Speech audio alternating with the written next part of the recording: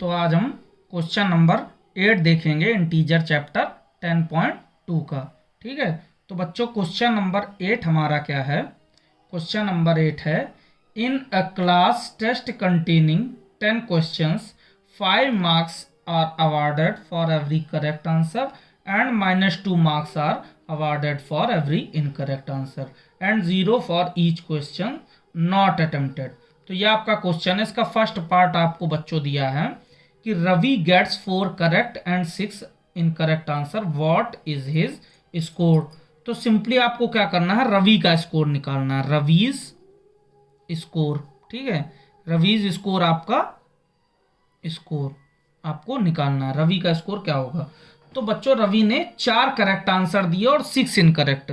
तो correct answer में आपको 5 मार्क्स मिल रहे थे और बच्चों इनकरेक्ट मार्क्स में आपको कितने माइनस के 2 मार्क्स मिल रहे थे ये।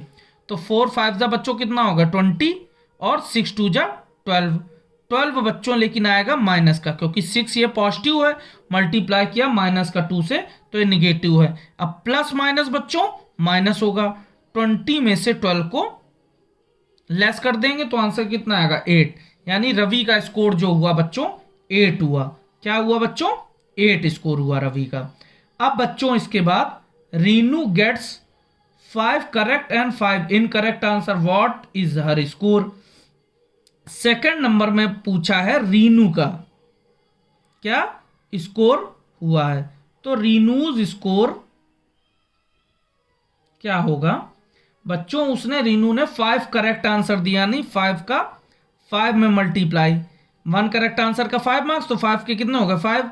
अब इसमें आप क्या ऐड करोगे, उसने 5 इनकरेक्ट आंसर दिए तो 5 का -2 से मल्टीप्लाई कर दोगे, क्योंकि एक मतलब करेक्ट आंसर का -2 आपका था, तो 5 इनकरेक्ट के आपके -2 हो गए। तो 5 5 जा बच्चों 25 हुआ और 5 2 जा कितना हो गया 10, और ये 10 आएगा कौन सा माइनस का, क्योंकि प्लस और माइनस क्या होता है बच्चों माइनस होता है। तो प्लस माइनस आपका माइनस होगा, यहाँ पे भी 25 में से माइनस कर दें कितना 10, तो बच्चों यहाँ आंसर आएगा कितना 25 में से 10, और प्लस माइनस माइनस होगा, ग्रेटेस्ट साइन आपका लगेगा, 25 प्लस है तो यहाँ प्लस का आपका आ जाएगा।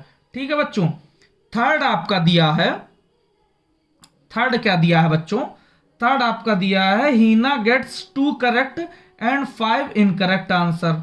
तो हीना ने, तो अब यहाँ पे हीना का स्कोर हमें देखना है, हीनाज स्कोर क्या होगा बच्चों, हीना का स्कोर क्या होगा।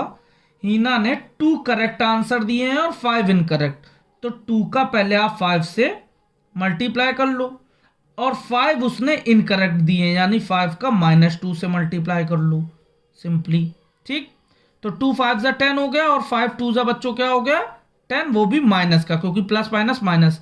अब 10 है, प्लस माइनस माइनस हो गया तो आंसर 0 आ गया। ठीक है बच्चों, 0 आ गया। कैसे आ गया ये आपने देखा है, प्लस माइनस माइनस हो गया और फिर ये प्लस माइनस माइनस हो गया, 10 में से 10 सब्ट्रैक्ट हुआ तो 0 आंसर आ गया। तो ये हीना का स्कोर आ गया। अब बच्चों चलते हैं क्वेश्चन नंबर 9 पे। बच्चों क्वेश्चन नंबर 9 में क्या ट्रू फॉल्स आपको स्टेटमेंट आपको दिए हैं, तो आपको ट्रू फॉल्स बताना है। तो बच्चों सिंपली फर्स्ट पार्ट जो है, फर्स्ट पार्ट में आपके पूछा गया है the product of A positive and negative integer is negative. ये आपका बोला है स्टेटमेंट ट्रू है कि फॉल्स है। तो सिंपली आपको पता है कि अगर पॉजिटिव इंटीजर है बच्चों, आपके पास अगर कोई पॉजिटिव इंटीजर है और उसका मल्टीप्लाई आप निगेटिव इंटीजर में करते हो, तो बच्चों आपको पता है कि आंसर आपका क्या आएगा। अगर पॉजिटिव इंटीजर मान लिया हमने +1 हमारा पॉजिटिव हो, इसका -1 निगेटिव से मल्टीप्लाई करेंगे, प्रोडक्ट इसका क्या होगा बच्चों माइनस का 1 आएगा, प्लस -1। तो आपके स्टेटमेंट में बच्चों क्या दिया है, स्टेटमेंट में पूछा है कि ये ट्रू है कि फॉल्स है। तो आपका स्टेटमेंट है the product of A positive and negative integer is negative. तो यानी कि आपका ट्रू है स्टेटमेंट। ट्रू क्यों है, क्योंकि स्टेटमेंट में बोला गया है पॉजिटिव और निगेटिव इंटीजर का जो प्रोडक्ट आएगा वो क्या आएगा निगेटिव। दैट मीन्स आपका जो पार्ट 1 है बच्चों वो क्या है आपका ट्रू स्टेटमेंट्स है। अब इसके बाद सेकंड नंबर पार्ट में आते हैं बच्चों। सेकंड नंबर पार्ट में आपसे क्या बोला गया है, the product of 2 negative integers is a negative integer. अब देखो बच्चों, निगेटिव इंटीजर दो अगर होंगे, जैसे -1 हमने सपोज दैट और -1, ये दोनों निगेटिव इंटीजर है, तो इसका बच्चों क्या आएगा, प्रोडक्ट क्या आएगा, ये पॉजिटिव इंटीजर आ रहा, माइनस माइनस प्लस, लेकिन आपके स्टेटमेंट में क्या लिखा है, the product of two negative integer is a negative, जो कि फॉल्स होगा। फॉल्स क्यों होगा, क्योंकि जब दो निगेटिव इंटीजर का मल्टीप्लाई होगा तो उसका प्रोडक्ट जो आपका होगा वो पॉजिटिव होगा, और स्टेटमेंट में क्या दिया, निगेटिव होगा। दैट मीन्स ये स्टेटमेंट क्या है, गलत है, फॉल्स है। ठीक है, अब बच्चों को जो इसका पार्ट 3 है, पार्ट 3 में बच्चों क्या पूछा जा रहा है आपसे, पार्ट 3 में पूछा जा रहा है the product of 3 negative integer is a negative. That means क्या है, अगर आपके 3 निगेटिव इंटीजर हैं तो उसका आपको बोला जा रहा है कि निगेटिव होगा। तो बेटा ये तो ट्रू है। ट्रू क्यों है, -1 -1 -1, मैंने आपको बताया ही था कि जो भी अगर ऑड नंबर्स ऑड टाइम्स होगा तो उसका क्या आएगा, माइनस में आएगा साइन।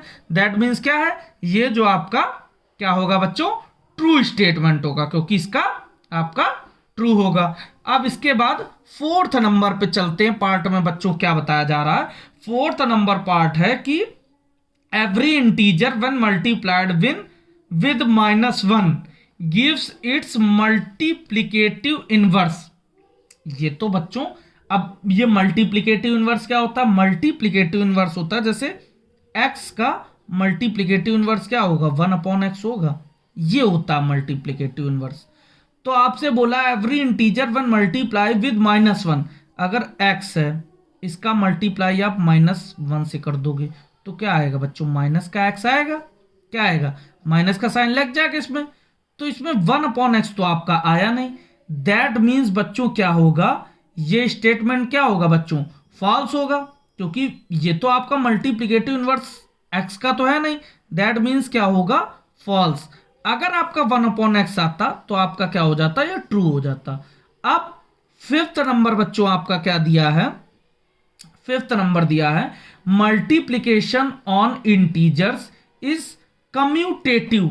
अब आपको multiplication on integer is commutative, तो आपको क्या बोला है, मल्टीप्लिकेशन आप अगर इंटीजर्स का करते हो तो ये कम्यूटेटिव। हाँ बच्चों, क्यों होगा, क्योंकि ये ट्रू आपका स्टेटमेंट है।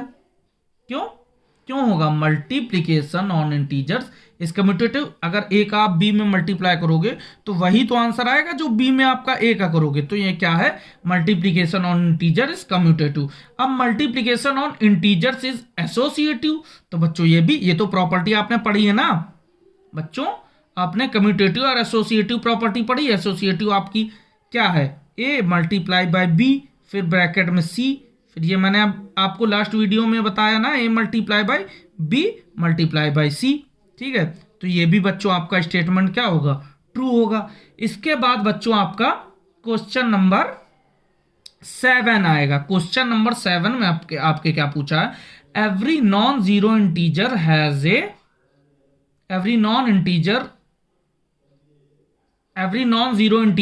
ए multiplicative inverse as an integer. तो बच्चों इसमें बोला है every non zero integer has a multiplicative inverse as a integer. That means क्या है, इसका कहने का मतलब क्या है कि नॉन जीरो इंटीजर क्या होगा, मान लिया मैंने ए है हमारा नॉन जीरो इंटीजर, अब इसका मल्टीप्लिकेटिव इनवर्स क्या होगा, 1/a होगा, ये आपका मल्टीप्लिकेटिव इनवर्स हो गया। लेकिन बच्चों ये एक इंटीजर नहीं है, ये 1/a इंटीजर तो है नहीं। दैट मीन्स ये जो आपका इसमें आपके स्टेटमेंट में बोला है every non zero integer as a multiplicative inverse as an integer, जो कि आपका स्टेटमेंट बच्चों फॉल्स होगा। क्यों फॉल्स होगा, क्योंकि इंटीजर तो 1/a मल्टीप्लिकेटिव इनवर्स है, इंटीजर तो है नहीं, ये आपका इंटीजर नहीं है। दैट मीन्स यहां पे क्या होगा बच्चों, ये स्टेटमेंट हमारा फॉल्स होगा। ठीक है बच्चों, तो ये हमारी एक्सरसाइज यहां से बच्चों खत्म हो जाती है। 10.2 इंटीजर चैप्टर जो है इसकी एक्सरसाइज हमारी खत्म हो रही है। ठीक है बच्चों, थैंक यू।